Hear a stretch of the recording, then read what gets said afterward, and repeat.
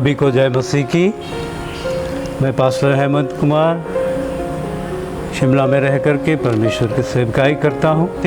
सौभाग्य की बात है कि परमेश्वर ने पास्टर प्रकाश जी को उन्होंने एक दर्शन दिया कि अपने टीवी चैनल के माध्यम से परमेश्वर के सुसमाचार को, परमेश्वर के मर्जी को, परमेश्वर के प्रेम को, परमेश्वर के योजना को चुने हुए बहुत से परमेश्वर के दासों के द्वारा जो परमेश्वर की ओर से उनके जीवन में प्रकाशन मिलता है, उन बातों को सभी बुलाए हुए और चुने हुए लोगों के लिए एक योजना जो दिया परमेश्वर ने, उसको पूरा करने के लिए आज का ये अवसर मुझे भी परमेश्वर की ओर से मिला। इसलिए मैं परमेश्वर का धन्यवाद करता हूँ। तो मेरे प्रियो, वचन में जैसे लिखा है, बुलाए हुए बहुत है पर चुने हुए थोड़े हैं। पर परमेश्वर का अनुग्रह है, परमेश्वर का आशीष है कि आप और मैं जो हम मसीह में हैं, हम लोग बुलाए गए हैं, चुने हुए हैं। हालेलुया। आज मेरे पास एक टॉपिक है। मैं टीचिंग नहीं करूँगा, पर कुछ बातों की ओर आपका ध्यान में ले जाना चाहूँगा कि परमेश्वर हम सभी के लिए, मनुष्य जाति के लिए एक इनवाइटेशन देता है, एक न्योता देता है, एक आमंत्रण करता है उसके राज्य में, उसके राज्य की वारिस होने के लिए। हालेलुया। और जब हम देखते हैं न्योता परमेश्वर की ओर से जीवन में शांति, विश्राम और अनंत जीवन देने का न्योता परमेश्वर देता है। तो मत्ती 11:28 में जब हम देखते हैं, वहाँ पर वचन ये कहता है कि हे सब परिश्रम करने वाले और बोझ से दबे हुए लोग, मेरे पास आओ, मैं तुम्हें विश्राम दूंगा। और ये विश्राम थोड़े समय का नहीं या सांसारिक वायदा नहीं, ये परमेश्वर का वायदा है। यूहन्ना 6:35 में प्रभु ने कहा कि मैं जीवन की रोटी हूँ, और जो मेरे पास आएगा, जो खाएगा, वो कभी भूखा ना होगा, जो मेरे पास आएगा वो कभी प्यासा ना रहेगा। देखिए, संसार में इंसान पैदा होता है, उसका पूरा जीवन बीत जाता है, वो परिश्रम करने, रोटी खाने, क्या कमाएगा, क्या खाएगा। पर ये सांसारिक बातें नहीं, ये स्वर्ग की बातें हैं जो परमेश्वर ने प्रभु यीशु मसीह के द्वारा आपको, मुझे अपने राज्य के लिए इनवाइटेशन दे रहा है। हालेलुया।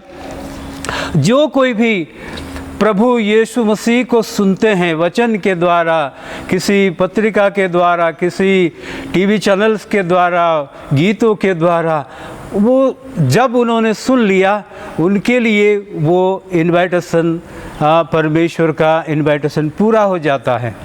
जब वो सुनता है तो उसी समय उसके अंदर आत्मा में परमेश्वर का आत्मा कार्य करते हैं और ये चाहते हैं कि वो व्यक्ति परमेश्वर के राज्य में आए, परमेश्वर के राज्य में वो भोज करे। जैसे कि हम लूका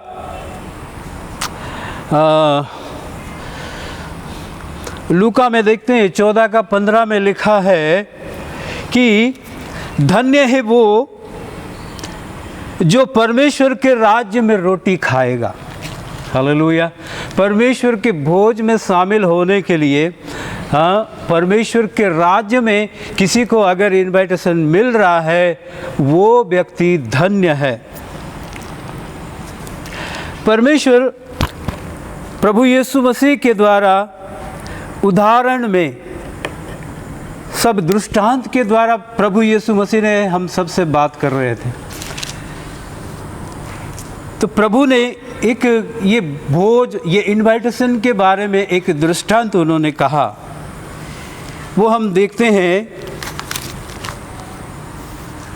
लूका 14:16 से अगर हम देखते हैं उसने उससे कहा, किसी मनुष्य ने बड़ा भोज दिया और बहुतों को बुलाया। जब भोजन तैयार हो गया तो उसने अपने दास के हाथ आमंत्रित लोगों को कहला भेजा, आओ अब भोजन तैयार है। पर वे सब के सब क्षमा मांगने लगे। पहले ने उससे कहा, मैंने खेत मोल लिया है और अवश्य है कि उसे देखूं। मैं तुझसे विनती करता हूँ, मुझे क्षमा कर दे। इसी तरह बहुत से आमंत्रित लोगों ने बहाना करके क्षमा मांगे और उस आमंत्रित जगह पर या फिर उस आमंत्रित व्यक्ति के पास वो नहीं पहुँचे। तब उस स्वामी ने क्रोध में आकर अपने दास से कहा, नगर के बाजारों और गलियों में तुरंत जाकर कंगालों, टुंडों, लंगड़ों और अंधों को यहाँ ले आओ। और ऐसा ही उन्होंने किया। और भी जब लोगों को लाए तो और भी जगह बच गया था। उससे क्या है, और वो स्वामी ने जिसने न्योता दिया था उसने कहा कि जाओ, खेतों में जाओ, बारी में जाओ और लोगों को जबरन तुम लेकर आओ, जबरन लेकर आओ और मेरे घर को भर दो ताकि वो लोग उस भोज में शामिल हो जाएं। मैं एक बात बताना चाह रहा हूँ, हमेशा हमें सुनने मिलता है कि मसीह में गरीब लोग ही जाते हैं, मसीह में छोटे जात के लोग ही जाते हैं, मसीह में जिनका समाज में कोई सम्मान नहीं है, जिनका कोई इज्जत नहीं है, ऐसे लोग मसीह में जाते हैं। मेरे प्रियो, ये बात काफ़ी हद तक सच है, क्योंकि परमेश्वर ने सबको बुलाया, परमेश्वर ने सबको बुलाया, पर जिनको बुलाया उन्होंने तुच्छ जाना।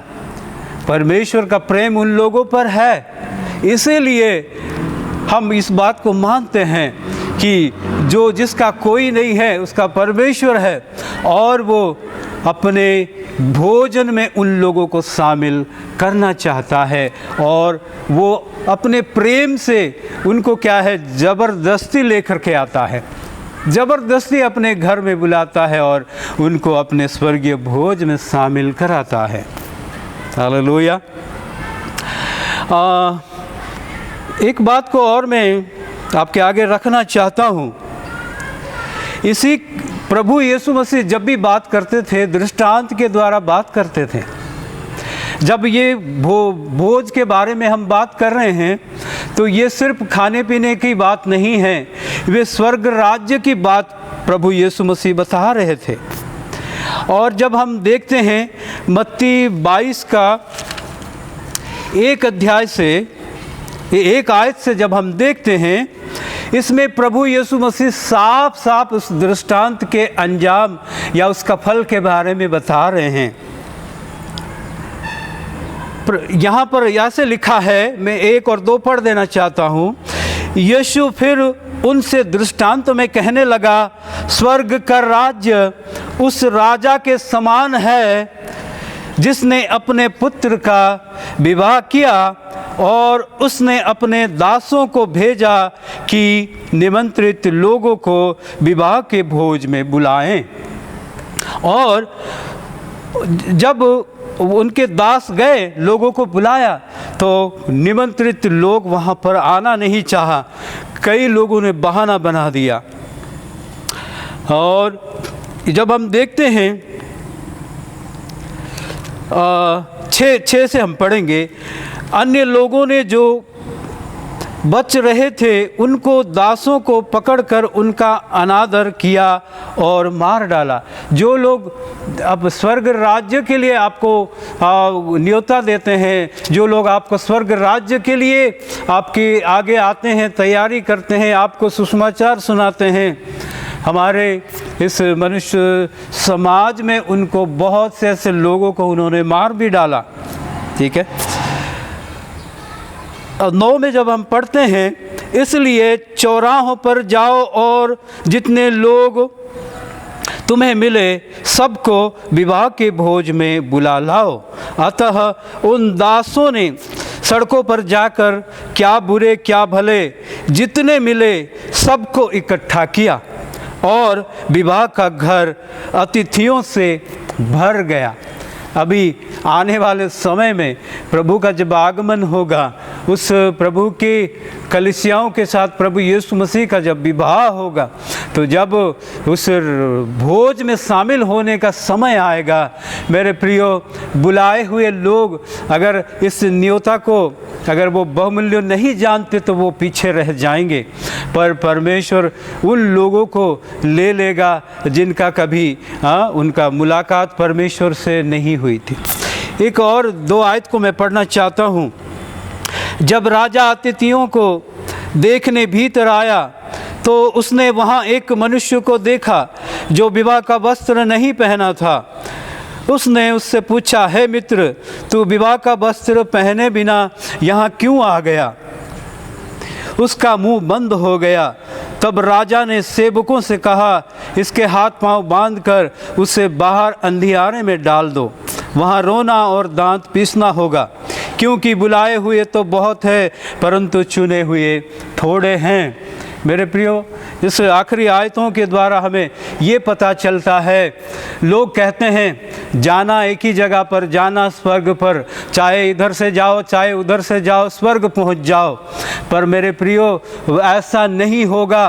प्रभु यीशु मसीह का नाम दिया गया है, प्रभु यीशु मसीह के बिना हम स्वर्ग राज्य में प्रवेश नहीं कर सकते। उस भोज में हम कभी भी शामिल नहीं हो सकते।